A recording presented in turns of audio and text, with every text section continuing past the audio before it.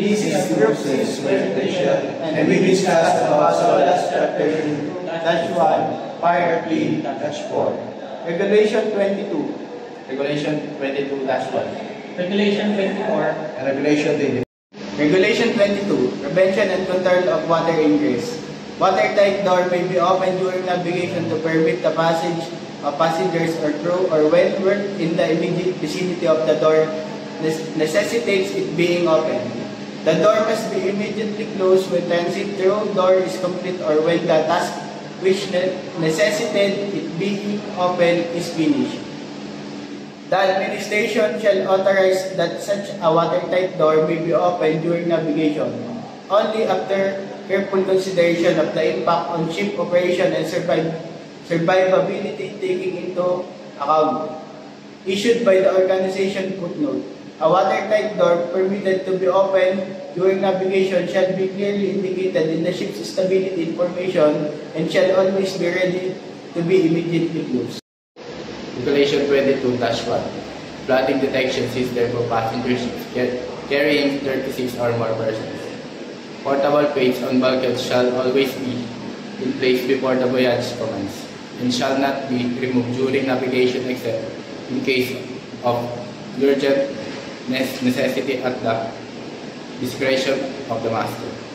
The necessary precautions shall be taken in replacing them to ensure that the joints are watertight.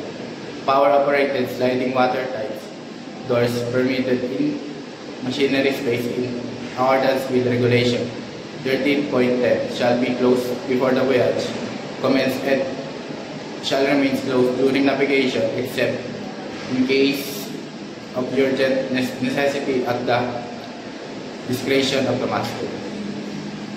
Regulation 24. Additional requirements for prevention and control of water ingress, etc.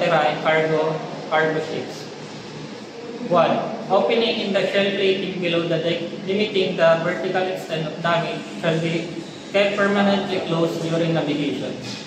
Notwithstanding the requirements of paragraph 3, the administration may authorize that particular doors may be opened at the discretion of the master, if necessary, for the operation of the ship and provided that the safety of the ship is not impaired. Number 3. Watertight doors or ramps fitted to internally subdivide large cargo spaces should be closed before the voyage commences and shall be kept closed during navigation. The time at which such doors are opened or closed can be recorded in such logbook as may be prescribed by the administration. 4. The use of access doors and hatch covers intended to ensure that watertight integrity of internal opening shall be authorized by the officer of the watch. Regulation 25. Water level detectors on single-hull cargo ships other than bag carriers. 1.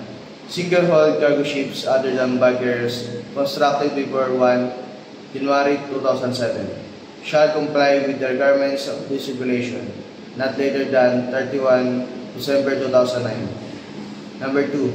Ships having a length of less than 80 meters or 100 meters if constructed before 1 July 1998 in a single cargo hold below the freeboard deck or cargo holds below the freeboard deck which are not separated by at least one bulkhead made water height up that deck shall be fitted in such space or spaces with water level detectors.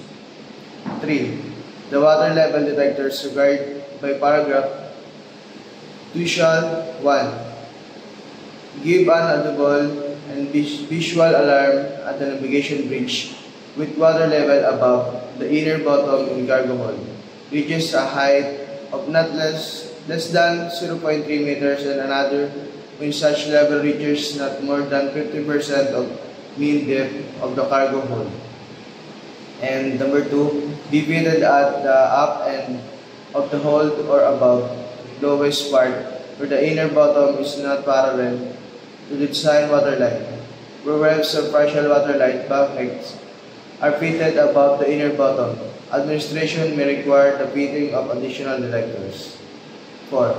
The waterline level detectors required by the paragraph 2 need not be fitted in ships complying with regulation, or in ships having watertight side compartments each sides of a cargo hold length extending vertically at least from inner bottom of vehicle.